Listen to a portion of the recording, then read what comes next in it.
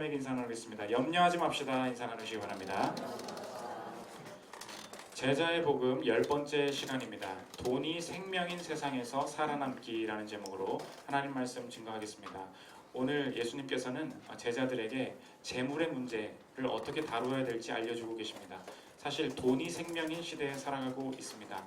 가장 중요한 것이 돈이고, 또 가난하면 돈만큼 중요한 문제가 없습니다. 그런데 가난을 벗어나면 돈에 대해서 벗어날 줄 알았는데, 돈이 생길수록, 또 집이 생길수록, 내 연봉이 올라갈수록 사실 돈의 문제는 우리에게 더 크게 다가온다는 것입니다. 이 제자가 내가 가진 물질을 어떻게 바라봐야 될지, 이 재물의 문제를 살피는 시간 갖도록 하겠습니다. 네 가지로 나눠서 살피겠습니다. 첫째로 재물과 생명, 둘째로 재물과 징표, 셋째로 재물과 시험, 넷째로 재물과 구원, 이 네 가지로 나눠서 살피겠습니다. 첫째로 살필 것은 재물과 생명입니다. 오늘 성경은 인생을 두 가지로 구분하고 있습니다. 보물을 땅에 쌓는 삶과 하늘에 쌓는 삶, 이 두 가지가 있다 말씀하고 계십니다. 19절 20절 보십시오. 너희를 위하여 보물을 땅에 쌓아두지 말라. 거기는 좀과 동록이 해하며 도둑이 구멍을 뚫고 도둑질하느니라. 오직 너희를 위하여 보물을 하늘에 쌓아두라. 거기는 좀이나 동록이 해하지 못하며 도둑이 구멍을 뚫지도 못하고 도둑질도 못하느니라. 계속 띄워주세요. 차이점이 있어 보이지만 둘 다 공통적인 목적이 있습니다. 두 절 공통적으로 있는 것을 보십시오. 너희를 위하여 라는 거예요. 다 자신의 생명과 관계된 이야기라는 것입니다. 땅에 쌓는 사람들도 자신을 위해서 쌓는 거고, 하늘에 쌓는 사람들도 자신의 생명을 위해서 쌓는다는 것입니다. 그래서 두 가지 차이는 무엇이냐 이것입니다. 둘 다 생명인데 돈이 생명이냐 하나님이 생명이냐, 이 두 싸움이 있다는 것입니다. 돈이 생명이 되고 이 땅의 물질을 나의 생명으로 삼는 삶은 도둑질 당할 것이고, 하나님이 생명이 되고 하나님이 나의 소중한 분이 되는 삶은 삶을 결코 도둑질 당하지 않을 것이다 말씀하고 계시다는 것입니다. 하나님이 생명이신 것 맞습니다. 그런데 현실은 어떠냐? 돈이 생명이라는 거예요. 이 시대는 돈을 생명으로 여기게 만들고 실제 돈이 생명이라는 것입니다. 생각해 보십시오. 우리가 지난주에 하루 종일 일을 했습니다. 일찍 집에 가지 못했습니다. 휴가도 제대로 가지 못했습니다. 혹은 또 내가 서울에 와서 지방에서 오신 분들이 있다면 좁은 자취방에서 내가 월세 내면서 지냈습니다. 혹은 내가 결혼은 했지만 작은 집에서 자녀랑 지지고 볶으면서 살고 있습니다. 다른 사람들을 보니까 돈이 있으니까 쉬고, 돈이 있으니까 여행을 가고, 돈이 있으니까 직장을 잠시 그만두기도 합니다. 여유가 있어요. 차이가 어디에 있습니까? 돈이 없으니 내 시간이 사라집니다. 돈이 없으니 내 생명이 사라집니다. 돈이 없으니 내 존재가 사라진다는 거예요. 그러므로 돈은 생명이다. 맞지 않습니까? 이게 현실이라는 거예요. 이걸 무시하는 기독교가 너무 답답하다는 것입니다. 왜 전도사님 이렇게 설득을 해도, 돈이 생명인 걸 보여드려도 왜 기독교는 그렇지 않다고 말합니까? 그래서 교회 떠나는 분들이 많다는 거예요. 그래서 돈을 벌어야 되기에, 생명이 돈에 있기에 교회를 떠나시는 분도 있고, 반대로 돈을 벌은 분들도 교회 떠나시는 분들이 있어요. 와서 메시지를 들어보니까 나는 돈이 중요한 걸 알고 평생을 살았는데 돈이 자꾸 중요하지 않다고 말하는 거예요. 내 아들은 이 설교 듣게 하면 안 되겠다. 그래서 교회 못 오게 합니다. 가난하든 부하든 이 돈에 대한 성경의 관점이 싫어서 떠난다는 거예요. 성경은 뭐라 그러냐? 착각하지 마십시오. 이 돈이 생명이 아니다라고 말하지 않고, 맞다, 돈이 생명이다라고 성경은 인정을 한다는 것입니다. 돈에게 주인의 지위를 부여하고 있습니다. 24절 보십시오. 한 사람이 두 주인을 섬기지 못할 것이니, 돈 보고 뭐라고 합니까? 이미 주인이라고 전제하고 있습니다. 여기서부터 성경의 신비가 시작된다는 거예요. 성경은 돈이 주인이다, 맞다, 인정한 다음에 뭐라고 하느냐? 돈이 생명이므로, 돈이 주인이므로, 그 다음 성경이 하고 싶은 얘기는 이거라는 거예요. 돈이 주인이므로 사람은 자기 삶의 주인이 아니라는 거예요. 성경은 이 말을 하고 싶다는 것입니다. 돈이 생명 맞다. 그러므로 너의 생명은 돈에 있다는 것입니다. 사람은 자신의 생명을 들고 있는 존재에 붙잡히게 될 것인데, 돈이 이제 사람을 향해서 호통치기 시작할 거라는 것입니다. 돈이 주인이기에 주인 말 안 듣냐고, 주인 뜻대로 살지 않냐고 너를 쫓아오기 시작할 거라는 거예요. 그래서 프랑스 신학자인 자크 엘릴이라는 그 훌륭한 신학자가 하나님이냐 돈이냐라는 책에서 뭐라 그러냐? 사람이 돈을 쫓는다고 생각하시지요? 그렇지 않습니다. 이제 돈이 사실 사람이 필요한 거라는 거예요. 들어보십시오. 돈이 필요하다고 생각하는 것은 큰 착각이다. 돈이 엄청나게 필요할 수 있다. 그러나 사실은 돈이 사람을 필요로 한다. 돈이 사람을 얽매여 돈의 법칙에 따라 살아야만 하도록 사람을 예속시킨다. 사람은 자유롭게 돈을 사용할 수 없다. 왜냐하면 자기를 끄는 권세의 소나기에 있기 때문이다. 이제 돈이 주인이기에 주인집이 와서 월세 달라고 하듯이 돈이 나한테 와서 말을 한다는 거예요. 내 방식대로 너의 인생을 정의해줘. 돈의 방식대로 너의 인생을 평가해줘 라고 말한다는 거예요. 그래서 뭐라 그러느냐? 너 지금 이대로 가면 인생이 쉽지 않을 거야. 왜 그렇지? 수입이 얼마 안 되잖아. 이걸로 월세나 내겠니? 이걸로 네가 하고 싶은 직장이나 갈 수 있겠니? 저 집이나 살 수 있겠니? 뭘로 판단하라는 거예요? 돈으로 정의하고 돈으로 예측해달라는 거예요. 너의 미래의 기회는 무엇으로 올까? 기회는 어떻게 오니? 돈이 있어야 기회가 많아지지. 그러니까 기회를 살려면 돈을 만들어야 된다고. 왜 이걸 무시하니? 이 말을 자꾸 던진다는 거예요. 너는 왜 지금 안전하니?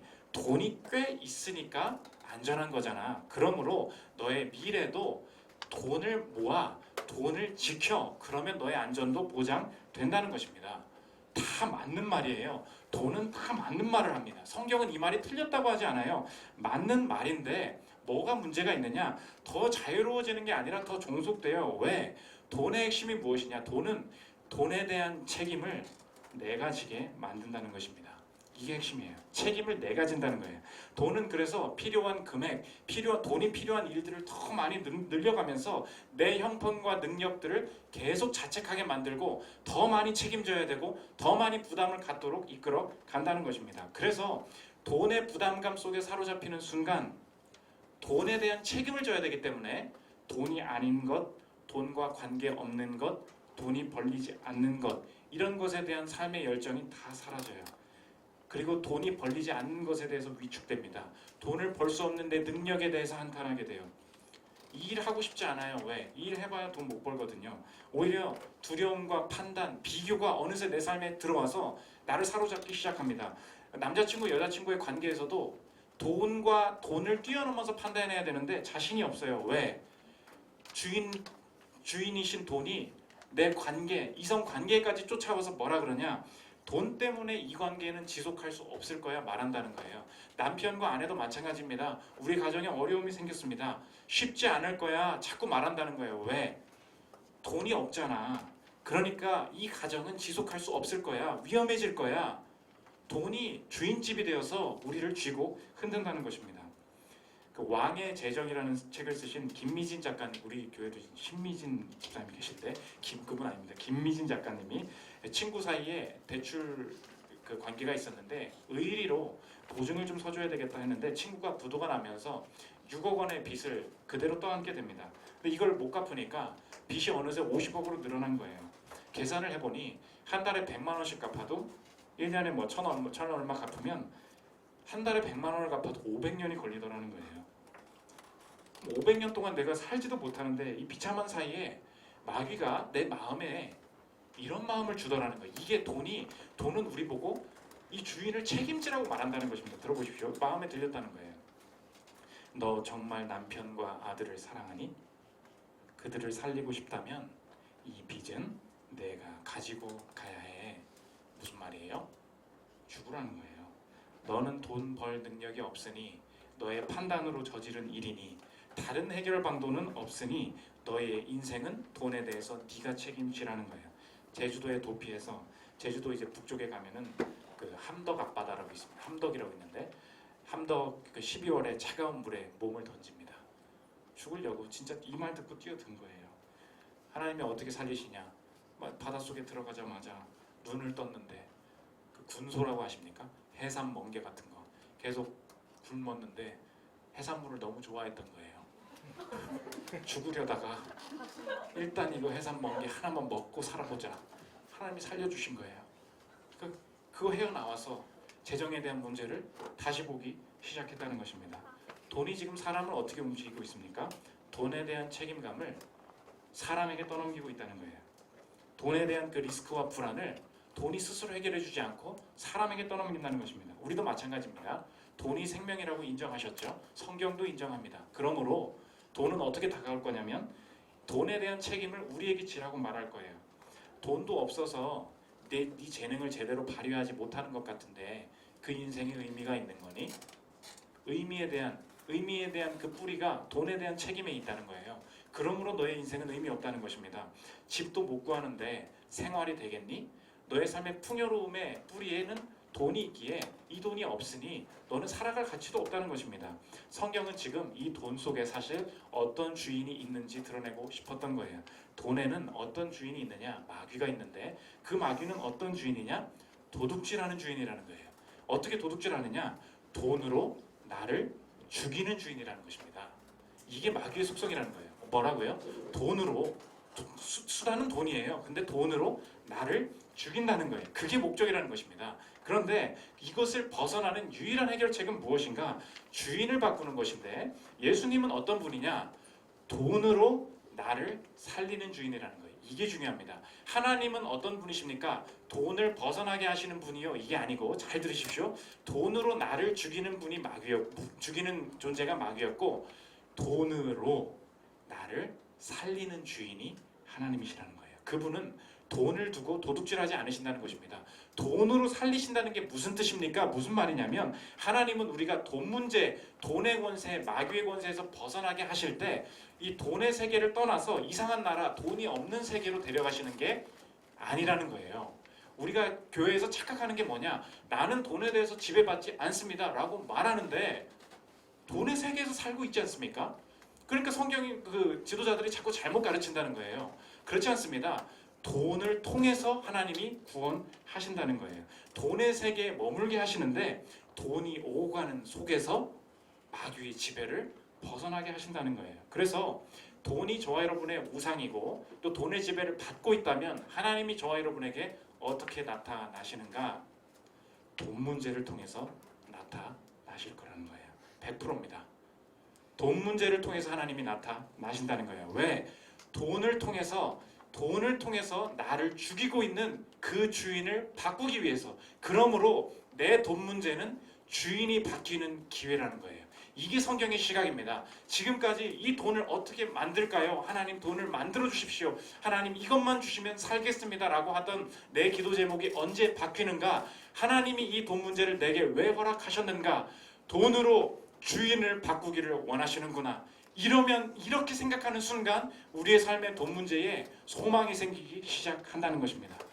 무조건이에요. 하나님은 돈 문제로 찾아가실 것입니다. 그래서 하나님은 우리를 무너뜨리실 것이다 이야기합니다. 자크 엘릴의 이야기를 이어서 들어보십시오. 하나님이 우리를 사로잡는 권세에 대항하고 우리가 집착하는 보화를 가져가시는 것은 하나님이 바로 우리 자신에게 대항하신다는 것을 뜻한다. 하나님은 우리를 과거의 상태로 내버려 준 채 방금 그랬죠. 딴 세계로 데려간다고 나술방망이를 툭 쳐서 구원하시는 것이 아니다. 돈은 우리 자신의 구원이기 때문에 과거와의 단절에서 오는 죽음의 고통을 느낄 수 있다. 하나님이 이렇게 다가오신다는 거예요. 그는 우리를 구원하신다. 이 구원은 하나님의 심판을 거쳐 이루어지며 우리가 그 심판을 받아들일 때 열매를 맺는다. 심판은 먼저 돈, 만몬에 대한 심판이다. 구원이다. 저주가 아니다. 이 순간에 저주받는 것은 돈의 권세지 사람이 아니다. 이걸 분별해야 된다는 거예요. 하나님의 심판은 사람에 대한 네가 보증 섰잖아. 네가 잘못한 거잖아. 네가 사업 말아먹은 거잖아가 아니고 사람에 대한 것이 아니라 사람을 위한 것임을 명심해야 한다. 오늘 그러므로 저와 여러분의 돈 문제를 바라보는 해석을 결정하십시오. 돈은 생명이다. 그렇게 사십시오. 다만 여러분이 삶의 주인은 되지 못할 것입니다. 주인집이 여러분의 집 방문에 찾아올 거예요. 월세 내라고. 주인이 다르다는 것입니다. 그러나 이 돈 문제가 주인을 바뀌는 하나님의 방문이라면 우리의 삶에 얼마든지 소망이 있다는 거예요. 그때부터 문제가 다르게 보이기 시작한다는 것입니다.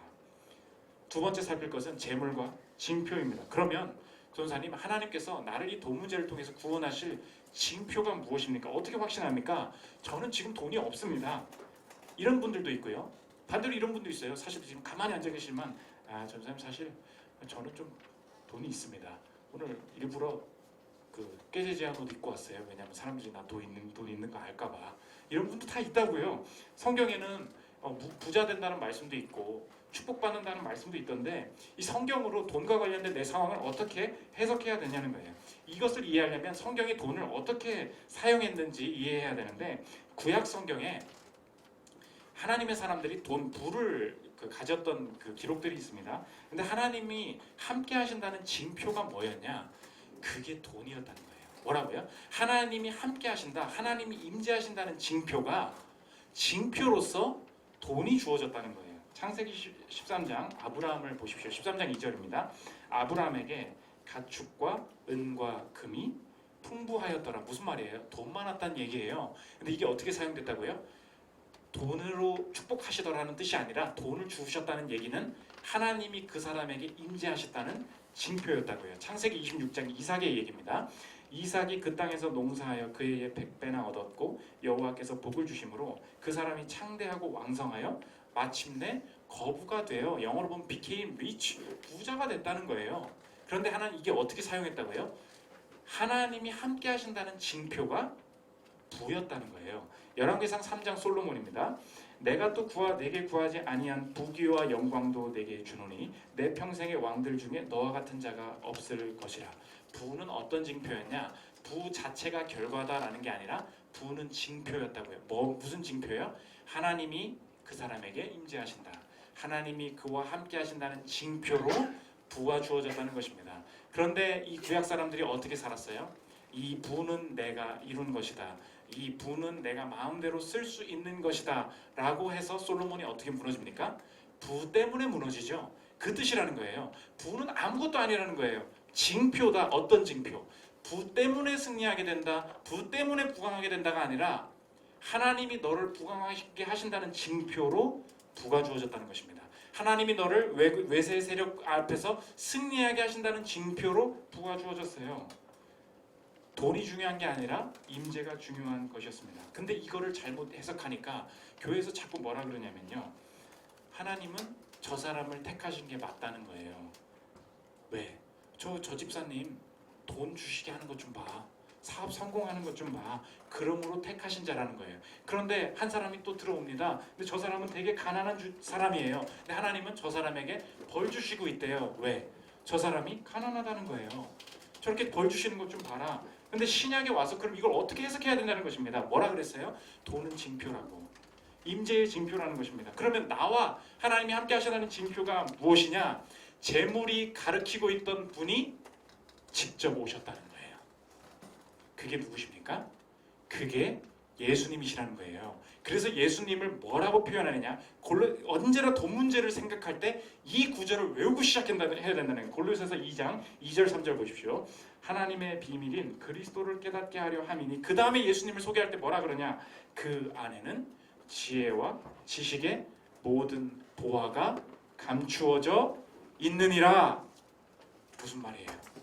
그때는 부가 징표였지, 근데 그 부는 하나님이 함께 하시고 승리 주신다는 징표였어. 예수님이 오신 다음에는 무엇이 징표냐라고 우리가 확신 가질 때 뭐냐? 그리스도께서 내 재물에 대한 권세를 다스리신다는 믿음만이 징표라는 거예요. 여러분 결코 착각하지 마십시오. 내 돈 문제에서 하나님이 돈을 주셨으니까 하나님은 내 사업에 지금 지지하고 계신 것이고 함께하고 계신 것이다. 그렇지 않습니다. 하나님이 가난하게 하셨기 때문에 내 삶을 지지고 볶고 뭔가 심판하려는 것이다. 그렇지 않고 이 시대의 징표가 뭘로 나타나느냐? 그 안에 지혜와 지식의 모든 보화가 감추어져 있다. 누가 직접 오셨다는 거예요. 예수님이 오셨다는 것입니다. 그러므로 하나님께서 내 돈 문제를 해결하신다는 내 마음의 징표가 무엇이냐? 믿음밖에 없다는 것입니다. 이걸 이해해야 된다는 거예요. 자꾸 구약 성경에 가서 택한 사람에게 돈 주시는데 왜 돈을 안 주시냐는 거예요. 성경을 같이 봐야 된다는 것입니다. 임재의 징표였구나. 나에게 믿음으로 함께 하신다. 그래서 예수님께서 내 지난날에 돈에 대한 실수, 돈에 대한 무능함들을 다 가져가시고 이 돈을 공급하신다는 믿음, 그 확신이 내 마음에 예수님과 교제할 때 생긴다는 것입니다. 그래서 그분이 내 삶에 함께 계시기 때문에 내 삶의 돈의 권세에 지배받지 않기 때문에 내 삶에 네 가지 다짐을 할 수 있는데 오늘 이것을 마음속으로 함께 따라 읽으시기 바랍니다. 첫 번째로 내 과거에 대한 얘기예요. 내가 돈에 대해서 실수하거나 내가 지혜롭게 살지 못해서 너무 게을렀지 않습니까? 첫 번째입니다. 과거예요. 돈 문제에 나의 지난 잘못이 내 인생을 파괴하지 못할 것이다. 이게 예수님 안에서 가능하다는 거예요. 왜? 주님께서 내 마귀가 돈으로 내 삶의 주인이 되려던 것들을 가져가셨기 때문에 지난날의 실수 때문에 내 삶의 미래가 막히지 않는다는 것입니다. 두 번째, 내 능력에 대한 문제인데 우리가 그렇잖아요. 잘하니까 돈을 많이 버네. 이런 거 아닙니까? 근데 무능함도 마찬가지라는 거예요. 나의 무능함과 나의 한계가 하나님의 공급을 가로막지 못할 것이다. 왜?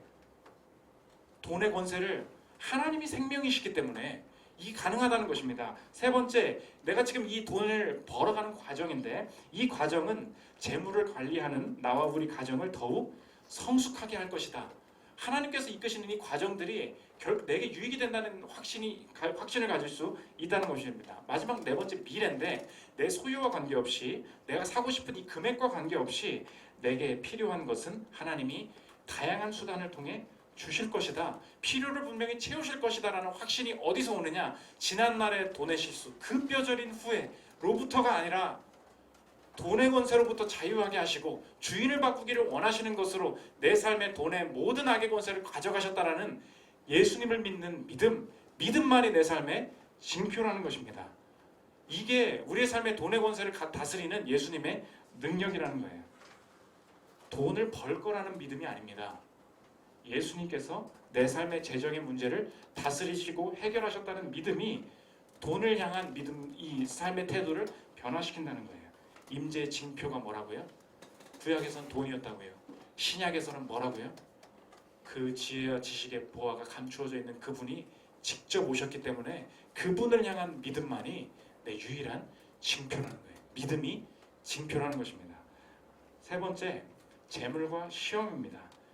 이것을 믿는 사람들이 실제로 이제 돈을 벌어나가면서 이 땅에 빚을 갚아나가면서 하나님은 주인을 바꾸기 위해서 시험하신다는 거예요. 우리에게 시험하시고 꿈을 주시는데 어떤 시험을 주시냐? 염려하지 않는 시험, 하나님만을 의지하는 시험을 분명히 해나가시는 것입니다. 31절, 32절 보십시오. 그러므로 염려하여 이르기를 무엇을 먹을까, 무엇을 마실까, 무엇을 입을까 하지 말라. 이는 다 이방인들이 구하는 것이라. 너희 하늘 아버지께서 이 모든 것이 너희에게 있어야 할 줄을 아시느니라. 내가 스스로 고민하지 않는 믿음, 이 돈의 권세에서 벗어나게 하시기 위해서 하나님 나라의 방식대로 돈을 다스릴 수 있는 이 실제적인 시험과 훈련들을 행해 가시는데 성경 전체의 돈에 관한 구절 중에 우리가 꼭 기억해야 될 몇 가지가 있습니다. 하나님 나라의 방식, 이 시험이 뭐냐? 첫째, 내 손으로 일해야 된다는 거예요. 꼭 기억하십시오. 데살로니가전서 4장 11절입니다. 또 너희에게 명한 것 같이 조용히 자기 일을 하고 너희 손으로 일하기를 힘쓰라. 하나님은 돈 문제, 돈을 놓고 시험하실 때 분명히 어떻게 회복시키시고 가르치시느냐? 너희 손으로 일해야 된다는 거예요. 손을 예수님이 내 징표이시니 손을 놓는 게 아니라 예수님의 능력이 내 안에 있기 때문에 내 손에 대한 확신이 생긴다는 거예요. 이게 바른 믿음이라는 것입니다. 예수님을 믿습니다. 손을 놓습니다. 이게 아니고 예수님을 믿습니다. 그러므로 내 손의 유능이 아니요 그분의 능력이 내 손에 있기에 내 손을 가지고 일합니다. 이게 그리스도인의 삶의 윤리라는 것입니다. 여러분 절대 한 번이라도 실업급여 어떻게 하면 더 받을까? 청년수당 어떻게 하면 더 받아낼까? 누가 나한테 돈 안 주나? 망하는 길입니다. 받으려고도 하지 마시고 저 신청하면 나와요 지금. 백수거든요. 하지 마세요. 누가 나한테 돈 안 주나? 아니요. 내가 정말 열악할 때 받을 수 있겠죠. 그러나 하나님의 장기적인 방향이 뭐라고요? 내 손으로 일한 것, 내가 실패해 본 것, 내가 공부한 것, 내가 경험한 것, 내가 만난 사람, 내가 노력한 것들을 통해서 복을 주신다는 것입니다. 성실히 하십시오. 달라고 말하지 말고 직접 찾아요. 내 손에 대한 확신, 이게 어디로 오느냐? 그 자기 긍정이 아니라는 거예요. 왜 무능한데도 내 손이에요?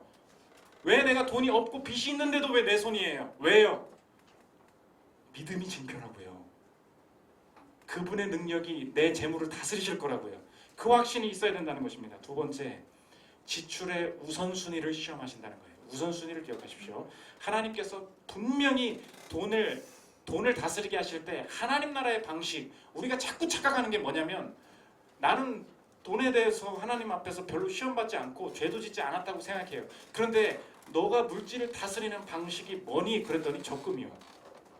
너는 물질을 다스리는 방식이 뭐니? 연금이요. 언제 하나님이 적금이 방식이래요? 20대는 50%를 떼어놓으라 그랬어요. 무조건 쌓으면 하나님께서 이 돈을 관리하는 방법이죠. 그렇게 하니까 얼마든지 사라지거든요. 이거 누가 하나님의 방식이래요?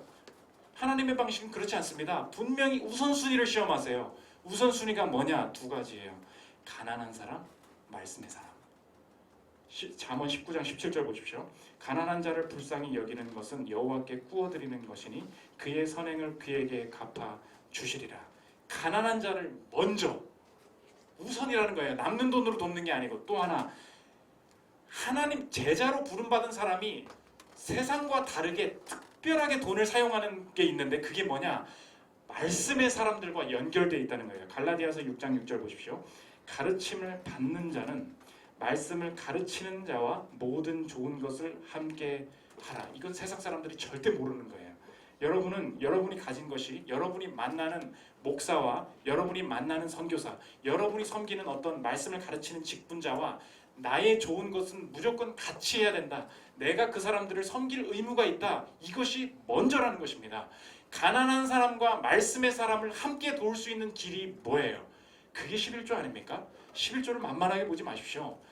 재정의 기본적인 시험이라는 거예요. 왜? 우선순위가 뭔데요? 하나님 저는 11조 했습니다. 오케이. 아니 그게 아니에요. 우선이 뭐냐고. 남는 돈으로 적금 다 떼고 할 거 다 남아두면 그래도 남게 하셔서 아깝지만 냅니다. 금액도 중요하지 않고 아무것도 중요하지 않아요. 하나님께서 원하시는 시험은 뭐냐? 우선이 뭐냐는 거예요. 우선이. 처음에 생각나는 게 뭐니? 가난한 사람이냐는 거예요. 너 우리 교회에 누가 제일 가난하고 지금 어떤 어려움을 겪는지 우선적으로 파악하고 있냐는 것입니다. 우선적으로 말씀의 사람과 좋은 것을 함께 하려는 마음이 있니? 이 훈련의 방식으로 우리가 11조를 행하는 것이지 더하면 뭘 더 주시고 이런 방식이 아니라 물질의 시험, 마귀의 권세로부터 벗어나는 하나님의 방식이 뭐냐? 내 손으로 일해. 또 하나 뭐예요? 우선적으로 하나님의 방식대로 돈을 다스려야 된다는 것입니다. 마지막 세 번째, 빚지지 말고 빚 갚으라는 거예요. 잠언 22장 17절 보십시오. 빚진 자는 채주의 종이 되느니라. 책임 못 질 규모 이상의 빚을 지면서 혹은 빚을 져서 또 다른 해결을 하려고 하는 것은 결코 하나님의 뜻이 아닙니다. 좋은 기회인데 하나님께서 대출을 받을 수 있는 능력도 주셨습니다. 근데 내가 이거 갚을 능력이 안 되는데 너무 좋은 기회이니까 하나님이 크게 빚지게 하셔서 큰 하나님의 일을 할 수 있을 거라고 생각합니다. 아니에요. 빚이 있다면 빚부터 갚으십시오. 빚으로 해결하려고 하는 것, 빚이 다음 전략이다. 하나님 뜻이 아니라는 거예요. 김미진 작가님이 6억을 갚을 때 하나님이 어떻게 시작하시느냐? 수중에 10,000원이 있는 거예요. 그런데 하나님께서 기도하는데 빚 갚아라 하시는 거예요. 아니 하나님, 저는 10,000원 있는데요, 갚으라고. 그래서 흰 봉투를 들고 50억 중에 6억을 들고 있는 이 채권자한테 갔어요. 흰 봉투를 카페에서 건넸습니다. 한 1억 무슨 생각 나겠어요? 1,000,000원이나 1억쯤 가져왔겠다. 봉투를 열었더니 10,000원 있는 거예요. 이 여자가 누굴 놀려? 한 거예요. 사장님, 저는 전 재산을 가지고 왔습니다. 나가라고. 그런데 뒤를 돌아 나오는데 하나님께서 마음에 이 확신 주시더라는 거예요. 들어보십시오. 미진아, 신민집사입니다. 미진아, 잘하고 있다. 너는 자연세계 안에서 최선을 다하라. 내가 초자연세계에서 재물을 움직일 것이다. 내가 너를 도울 것이다. 그래서 틈만 나면 어떻게 하면 파산해서 안 갚고 먹튀할까? 요새 이 시대를 지배하고 있는 게 뭐예요? 빚은 안 갚아도 된다는 거 아닙니까? 어떻게든 땡겨서 쓰고 파산하면 그만이야. 그 다음 또 다른 걸 노려 먹튀하면 그만이야. 이거 아니에요? 이게 누가 그리스도인들의 사고방식이래요? 결코 그렇지 않다는 것입니다. 돈이 생길 때마다 10,000원, 100,000원, 300,000원. 어느 날 이 짜증난 사람 한 달에 한 번만 오셔. 자주 오지 말고 한 번만 오셔. 그러다가 그렇게 3억을 갚았는데 그 태도 보고 3억을 탕감받았어요. 4년 반 만에 50억 다 갚았습니다. 이분이 이 염려하지 않는 하나님의 방식대로 해결해야 된다는 것을 경험한 계기가 있어요. 이분이 제주도에 가서 숨어서 살면서 간장밥만 먹으면서 자살하기 직전 그렇게 사는데 계속 하나님 어떤 선교단체 같은 것 같아요. 기도 제목 하나님의 음성을 듣는 훈련을 하고 있었습니다. 기도 제목을 적으라는 거예요. 여러분도 기도할 때 꼭 기도 제목을 적으십시오. 근데 기도 제목 구체적으로 적으라고 그랬어요. 너무 피부가 상하고 너무 일수 이런 거에 시달리니까 하나님 화장품 한 세트만 주세요. 근데 그래 구체적으로 적으라 그랬지. 하나님 설화수 주세요. 썼다는 거예요. 근데 하나님 마음이 뭐냐? 이 기도 제목을 누구와도 나누어 주지 말라. 원래 기도 제목을 우리 응답을 어떻게 받아요? 제가 예를 들어서 제가 지금 교보문고 상품권 좀 있으면 좋겠다. 책 좀 샀으면 좋겠다. 그럼 이거 어떻게 해요? 이렇게 설교 때 말을 하는 거죠. 그렇지 않습니까? 기도 응답이 어떻게 와요? 이게 말을 해야 되잖아요. 팀 모임 때 기도 제목 있으세요? 그러면 제가 요즘 뭐가 없는데 그래야 장학금이 오는 거 아닙니까? 그런데 하나님이 진짜 싫게 말하지 말라는 거예요. 이 기도 제목은 너만 가지고 있어라. 그런데 하나님이 이분의 훈련이죠. 옆에 있던 현미라는 누나가 선교사로 나가려고 하는 누나였는데 와서 말을 하더라는 것입니다. 너 혹시 화장품 한 세트를 구한 적이 있니? 이제 서로 훈련을 하고 있으니까. 맞아요 누나. 어떻게 아셨어요? 화장품의 종류가 뭐니? 내가 혹시 이게 맞는 것 같은데 한번 열어볼래? 탁 열었어요. 뭐예요? 뭐 썼어요? 설화수를 썼잖아. 근데 뭐가 나왔어요? 더 페이스샵이 나온 거예요. 혹시 그 관계자 있으면 죄송합니다. 나쁜 화장품이라는 게 아니에요. 더 페이스샵이 나온 거예요. 그런데 맞니? 물어보는 거예요. 맞니? 근데 틀렸다고 하면 어떻게 할까요? 틀렸다고 하면 다시 가져갈까 봐. 페이스샵이라도 써야겠다 싶어서 언니 맞아요. 하나님 내가 페이스샵을 쓰셨는데 어떻게 아셨을까?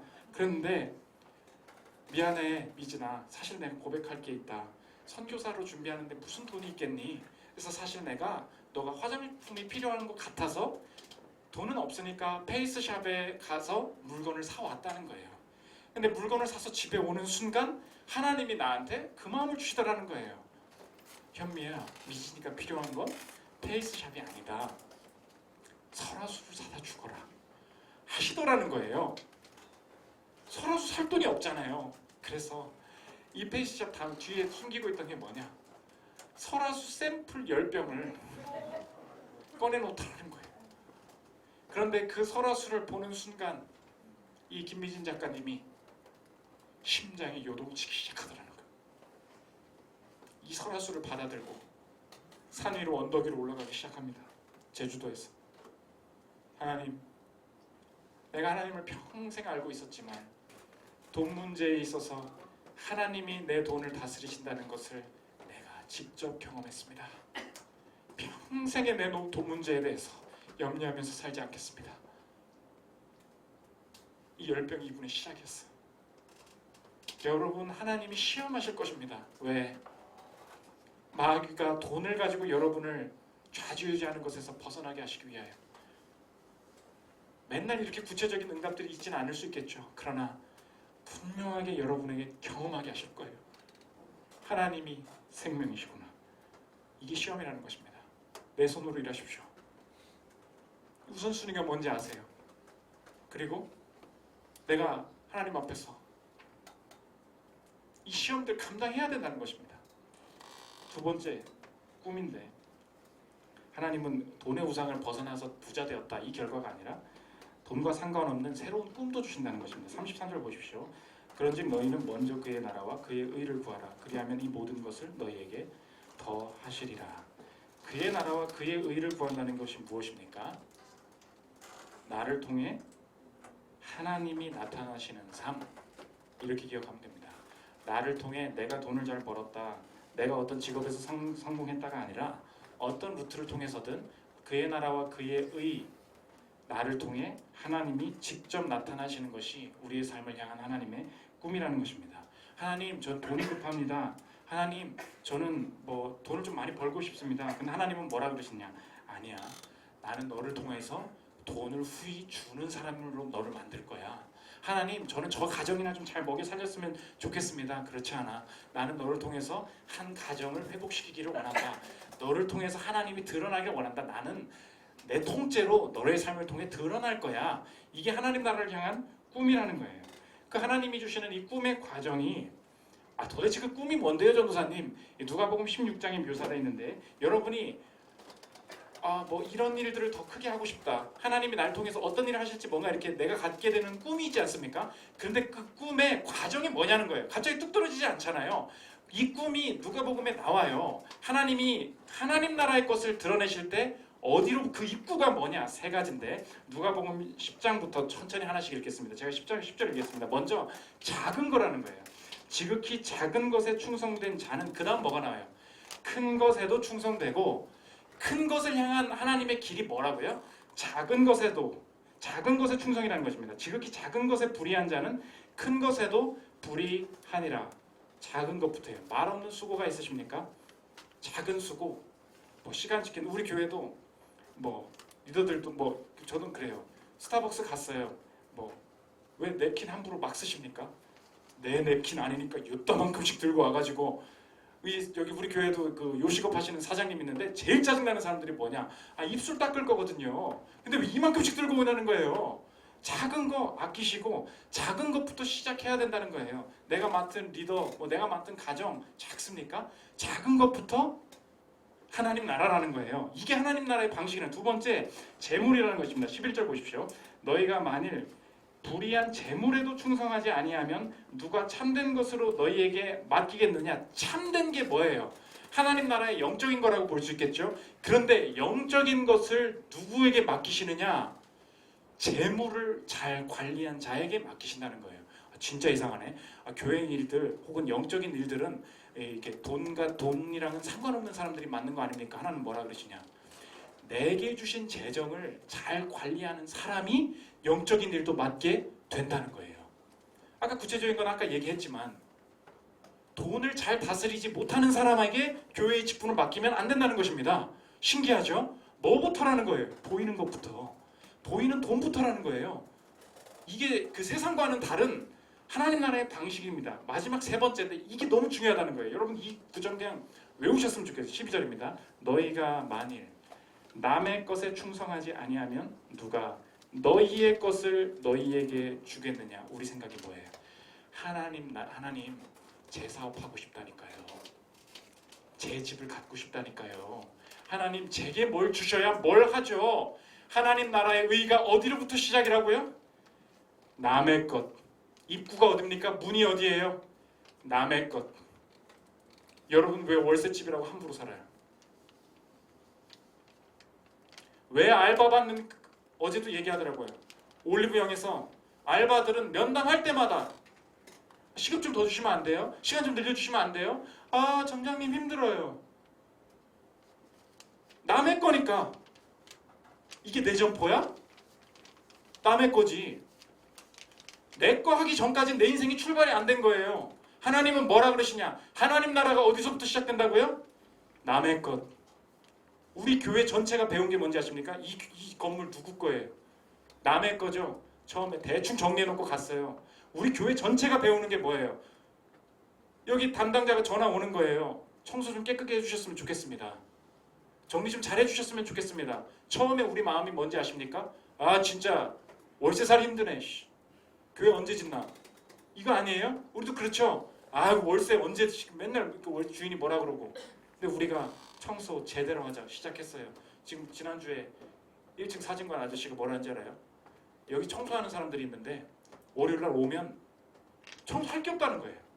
왜? 너무 깨끗하게 관리를 해서. 우리도 배워간다는 것입니다. 여러분 남의 거예요. 남의 직장부터라고. 남의 걸 잘해야 됩니다. 남의 회사에서 월급 받고 있습니까? 제대로 하십시오. 그게 하나님 나라라는 거예요. 마지막 네 번째, 재물과 구원입니다. 하나님, 내가 이 마켓에서, 이 시장 경제에서 어떻게 살아남을 수 있습니까? 이 마켓에 지배받지 않을 수 있는 유일한 우리의 삶의 뿌리가 있습니다. 돈에 지배받지 않아야 된다는 거 아니에요. 나 대신 돈에 팔리신 분이 있다는 거예요. 여러분, 사람이 언제 가장 비참해집니까? 우리 인생이 제일 비참하다고 느낄 때가 언제예요? 사람이 가장 가치 없어질 때. 사람이 돈에 팔릴 때입니다. 나를 시급으로 봐줄 때, 나를 연봉으로 생각할 때, 사람이 돈에 팔릴 때가 가장 비참한 거 아니에요? 그런데 이 마켓에서 나는 존귀하며 나는 돈과 관계없이 하나님께서 이끄실 일이 있다라는 확신을 가질 수 있는 이유가 뭐예요? 나 대신 돈에 팔리신 분이 있다. 마태복음 26장 15절 16절입니다. 내가 예수를 너희에게 넘겨주리니 얼마나 주려느냐 하니 그들이 은 30을 달아 주거늘 그가 그때부터 예수를 넘겨줄 기회를 찾더라. 예수님을 십자가에 못 박히게 만들었던 마지막 권세가 뭐예요? 마켓 이코노미, 시장 경제였다고.